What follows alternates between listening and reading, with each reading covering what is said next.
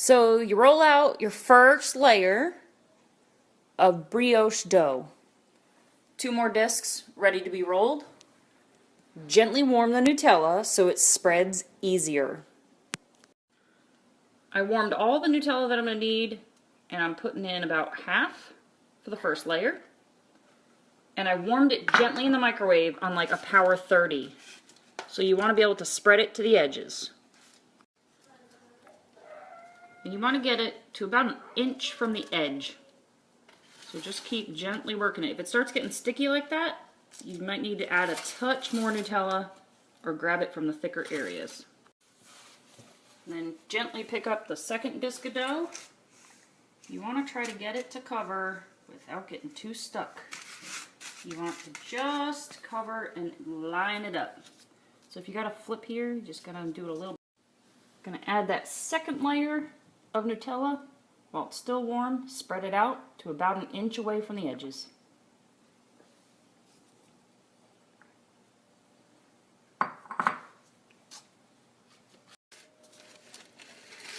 So I'm pushing it out there from the center, drawing it out, pressing it, and then going around the circle.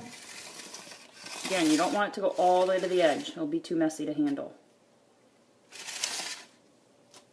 So I'm going to set a wide mouth mason jar, this one just happens to be a shorty, and cut it into 4 sections.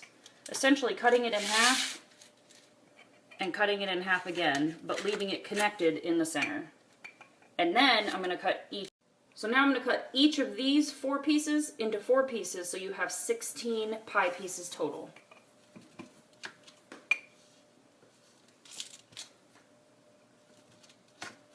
Like that. Now I'm going to remove the guide, and each 2 pieces are going to be twisted twice in the opposite direction and put back together like this. Make sure you've got all 3 layers. Lift it towards. That's 1 flip. Lift it towards. And because I've got all this room, I'm going to add a 3rd flip. What the heck? Why not, right? So we've got 3 total flips. 1, 2, 3. And now that we've got every single piece is flipped 3 times, I'm just going to go around the edge and kind of push them together, kind of try to make it about the same distance and the same fluffiness factor so it bakes evenly. Ready to go sit by the fire to proof. Here we go.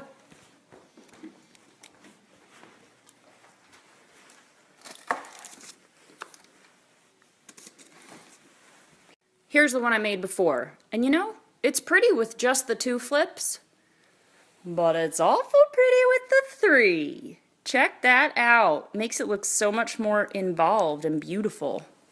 Gorgeous. Beautiful.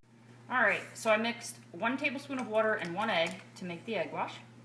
And then I'm just going to lightly brush it on the biggest parts first and go all the way around. Now I'm just going to put it right in the center and just kind of try to draw it across these little sections, trying not to smudge the Nutella. And you don't want it to catch in the creases, so you want to make sure that you're not doing too much. You want to keep it moving. So now I have some raw sugar, and it's just chunkier grain, so I'm just going to grab it and just gently sprinkle it, trying to get it towards the edges and right there in the center, just to give it a little bit of a crispy crunch and a little bit of a sparkly sprinkles. And into a 400-degree oven for 10 or 15 minutes, and then we're going to turn it down and let it continue to bake for another 10, 20, 30 minutes, depending on how fast and high heat the oven holds it. Alright, so I decided to leave it for about 17 minutes, high heat.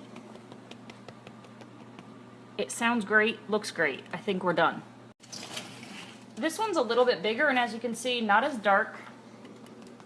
And here it's not quite as hollow.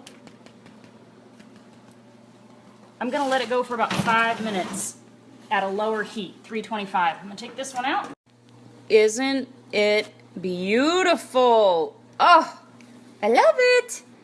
Can you see that little bit of kind of sparkle and crunch from the raw sugar?